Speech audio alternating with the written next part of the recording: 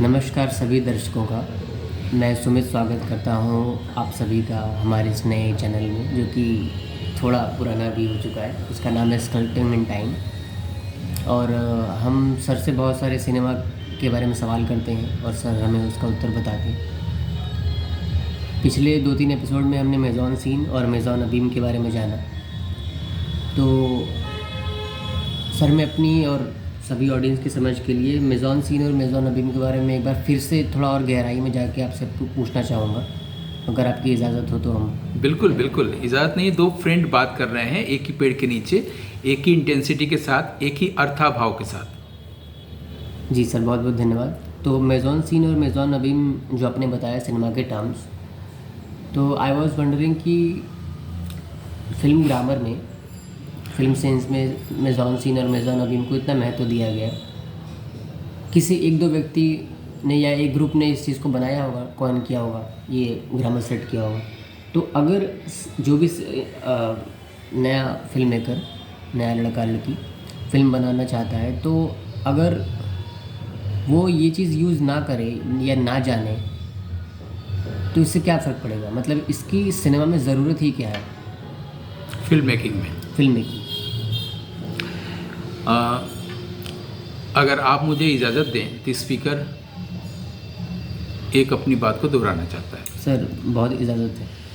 ठीक, एक बात मैं दोहरा रहा हूँ जिसको लोग सुनते हुए थक गए, लेकिन मैं कहते हुए नहीं थका हूँ अभी तक। वो ये कि सिनेमा एक आर्ट फॉर्म है, ठीक है? न्यूज़ मीडियम नहीं है, आर्ट फॉर्म है। इस आर्ट फॉर्म में पारंगत होना एक बात है, और आर्ट फॉर्म के ज़रिए अपनी कोई बात कहना एक दूसरी बात है। क्या ये फ़र्क स्पष्ट है? लोग कहते हैं ना, मैं एक फ़िल्म बना रहा हूँ, और फिल्म के बहुत सारे तजुर्बे हो सकते हैं। वो किसी को असिस्ट किया होता है, उसको फिर आ जाता है। जैसे मान लीजिए कि गुलजार ने बिमल रॉय को असिस्ट किया, अहमद सत्थू ने चेतन आनंद को असिस्ट किया, ठीक है? तो हमको साथ रहते रहते ये समझ में आ गया, या प्रकाश झा ने गुलजार को असिस्ट किया, कि फिल्म कैसे बनती है, फिल्म पे किस चीज़ का ध्यान देना चाहिए। पूरे प्रोसेस को हमने जान लिया, और फिल्म मीडियम पर हम काम करने लगे, और 1-2 फिल्म बनाने के बाद या 10-15 फिल्म बनाने के बाद हम उसमें बिल्कुल निपुण हो गए। ये एक बात हुई। लेकिन बात आ रही है, ये एक आर्ट मीडियम है, मीडियम के थ्रू आप कोई बात कहते हैं, वो बात क्या है? ठीक है? यानी पहले बात होनी चाहिए, उसके बाद आपके पास एक आर्ट फॉर्म या कोई और फॉर्म होना चाहिए। प्राइमरी चीज़ क्या हुई? आइडिया। कोई बात। ठीक। अब मान लीजिए कि मैंने एक फिल्म बनाई है, तो उसका एक सीन लेते हैं पद्म कौमुदी का। तो आप देखिएगा, एक सीन है जिसमें बहुत बड़ा सा खंडर दिखाया गया है, उसको फ्रंट से भी दिखाया गया है, ठीक है? जो कि पिछले एपिसोड में आपने इस पर मेंशन किया था। तो हम अपने से एग्जाम्पल देंगे, है ना? दूसरी फिल्मों का भी दे सकते हैं, लेकिन हो सकता है लोगों ने ना देखा हो, एंटोनियोनी की फिल्म या बर्गमैन की फिल्म। तो किसी भी एक फिल्म का दे रहे हैं। अब देखिए कि उसमें एक शॉट है कि एक जो बुर्ज होता है ना, गवाक्ष, मतलब पूरी इमारत में एकदम फ्रंट साइड में 2 साइड में अलग अलग कार्व किया हुआ है, जिसमें आके कोई खड़ा हो सकता है, फिर वहाँ से पीछे से जाके इसमें भी आ सकता है। इतना बड़ा बिल्डिंग है, बिल्डिंग में वो इस जगह पर कोई खड़ा हो सकता है। हमने यहाँ पर बिल्कुल क्लोज शॉट लिया, क्लोज टाइट शॉट लिया, ठीक? अब इसको धीरे धीरे जूम आउट करते जा रहे हैं ताकि पूरी बिल्डिंग आ जाए। तो जब हमने यहाँ पर लिया, तो वो जो कैरेक्टर है पूरा दिख रहा है, फेस पूरा दिख रहा है, डिस्टिंक्टली दिख रहा है, ठीक है? लेकिन जब हम इसको पूरा जूम आउट करते जाएंगे, पीछे चले गए हम, तो ये जो पीछे जा रहा है पूरा जब सामने आ गया, तो उसमें एक छोटा सा अंश दिखेगा ना।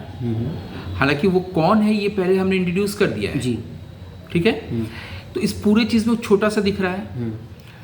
तो मुझे ये कहना है, ये तो मैंने एक इमेज बताया, दिखाया, मुझे ये कहना है कि वो जो सुरों के भवन में, गूंजते हुए सुरों की दुनिया में, वो सुरों में अपने गुरु को ढूंढ रही हैं नायिका या प्रोटैगोनिस्ट, जो बाय द वे इस बार नायिका है फीमेल फॉर्म में हैं, लेकिन उनमें फेमिनाइन प्रिंसिपल भी काम कर रहा है, मैस्कुलाइन प्रिंसिपल भी काम कर रहा है।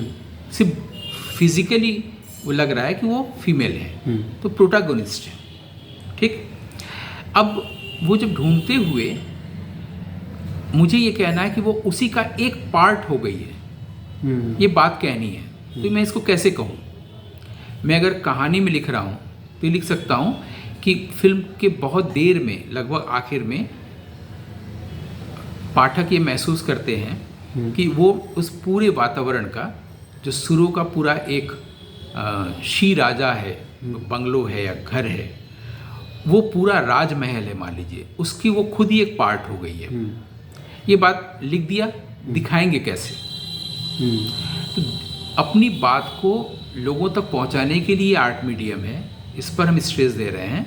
और उस आर्ट मीडियम के ये सब पार्ट्स हैं जिसके थ्रू हम अपनी बात को कहना चाहते हैं। जिसको अपनी बात नहीं कहनी होती है उसको कोई ज़रूरत नहीं मेजॉन सीन जानने का, मेजॉन अबीम जानने का, या लॉन्ग शॉट, या उससे एंगल्स जानता है कि एंगल्स खूब हमको आता है कि हम एक कैमरा यहाँ लगा देंगे, एक कैमरा वहाँ लगा देंगे, लाइट ऐसा कर देंगे, वो फिल्म बनाएंगे। उसको कुछ कहना ही नहीं है। जिसको कहना होगा उसके पास सिनेमेटोग्राफी का लैंग्वेज तैयार किया हुआ है। जिसको अपनी बात कहनी है, जैसे कि बर्गमैन को अपनी बात कहनी थी, तार्कोस्की को अपनी बात कहनी थी, किस्लॉस्की, ऑर्सन वेल्स, ब्रेसॉन, जा रेनुआ, इन लोगों को अपनी बात कहनी थी।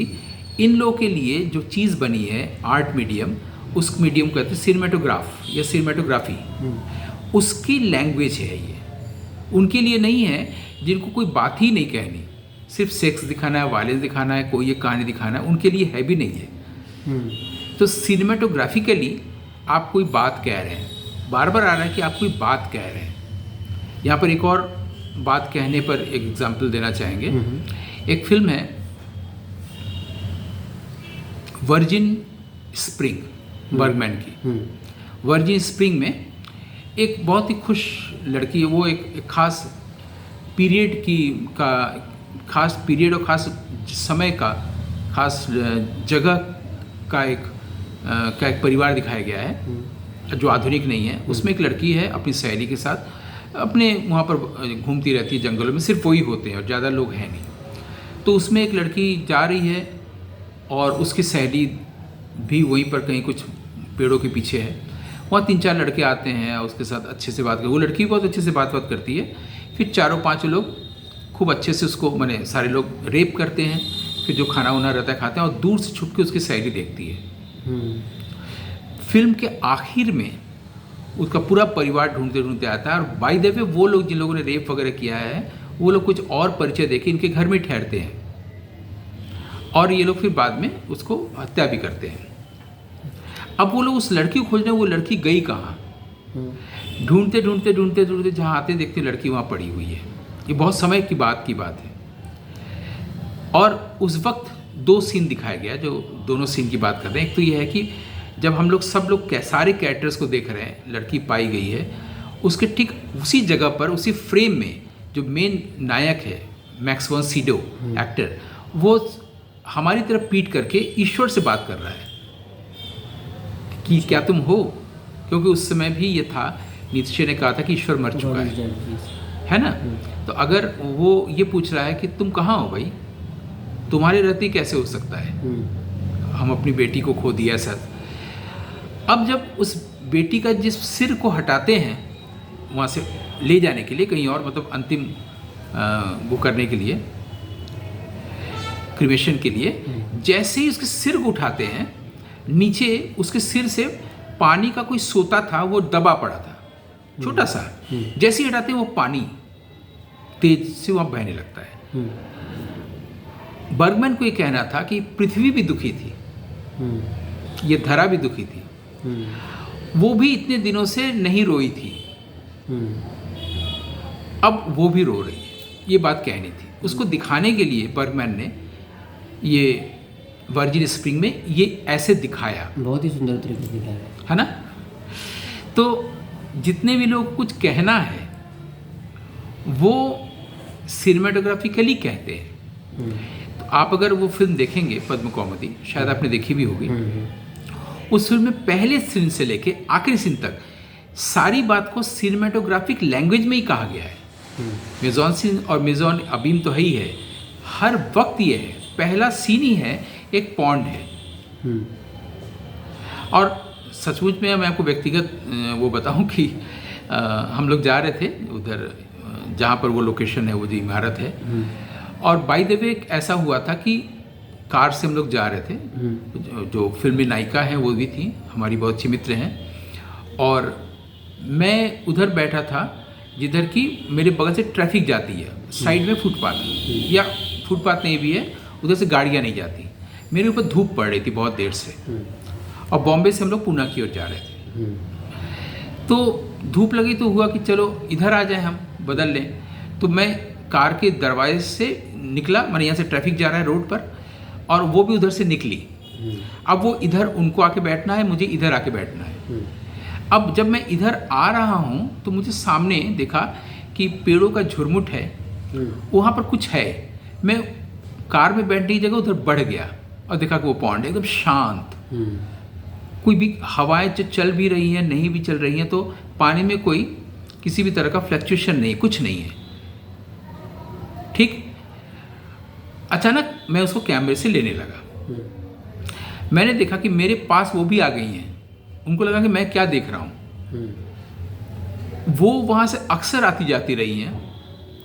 उनके तरह से कई लोग पासर्स बाई जाते रहे, कभी किसी ने उसको नोटिस नहीं किया है। तो उनका कहना था कि ये आपके लिए अपीयर हुआ, मानो ये आपके लिए हो। बहुत अच्छी भाषा में उन्होंने कही थी।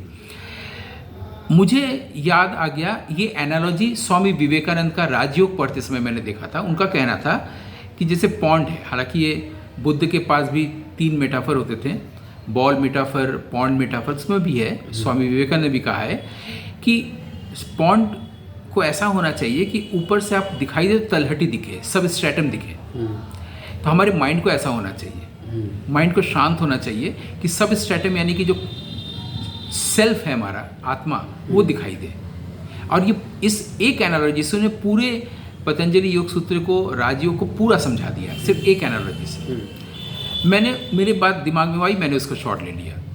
पद्म कौमुदी जब शुरू हो रही है तो यहीं से शुरू हो रही है कि सबसे पहले वो पॉन्ड हमको शांत होने का संदेश दे रहा है, और हम कैसे कैसे अशांत होते हैं भले म्यूज़िक में हो, और म्यूज़िक कैसे हमको अशांति से शांति की ओर ले जाती है। और किसकी म्यूज़िक, किसकी ठुमरी, सिद्धेश्वरी देवी की, कौमुदी मुंशी की।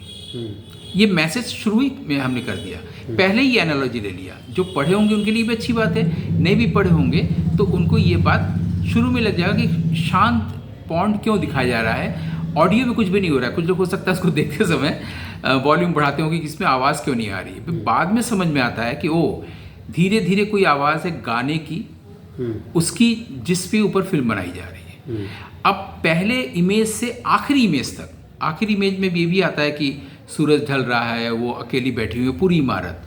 ये भी आता है कि वो उसका पार्ट बन गई है। ये भी आ रहा है कि उनके दो इमेजेस साथ साथ आ रहे हैं।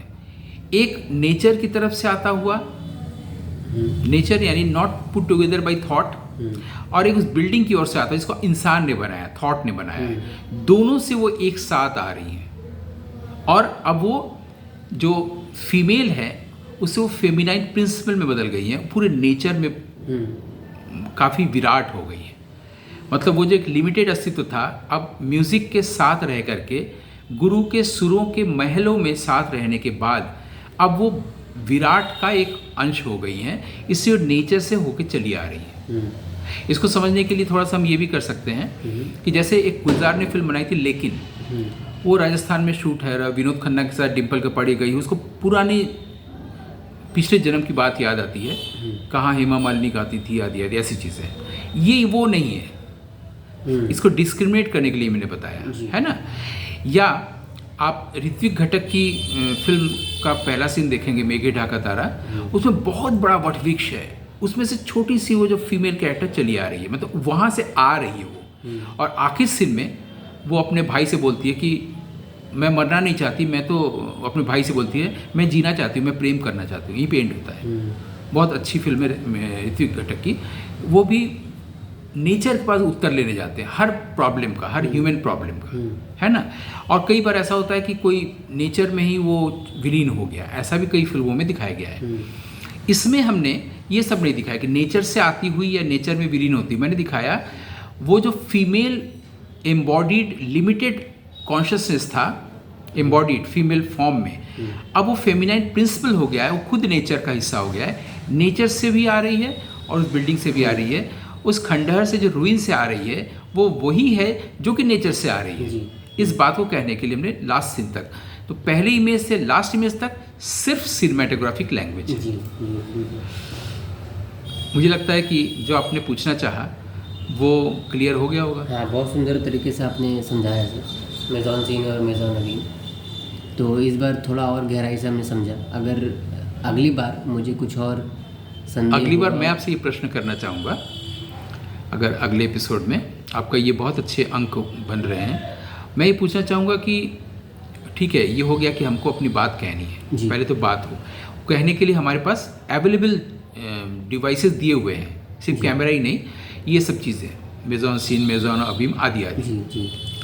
अब है कि उस मेंटल स्टेट के लिए एप्ट या एप्रोप्रिएट मेजॉन सीन या लोकेशन कैसे ढूंढे, ये मैं प्रश्न करूँगा आपसे। क्योंकि ये तो पूरी कहानी आपकी होगी ना, 2 घंटे की या 3 घंटे की कहानी होगी, आधे घंटे की कहानी होगी, उसमें बहुत सारे मेंटल स्टेट्स होंगे ना। सबके मेजॉन सीन के लिए आप कोशिश कैसे करेंगे, अप्रोच कैसे कोई फिल्म मेकर करता है, आप कैसे करेंगे? तो मिलते हैं हम लोग अगले एपिसोड में इसी प्रश्न के साथ। तो बहुत बहुत धन्यवाद और थैंक यू, शुभ रात्रि। Thank you.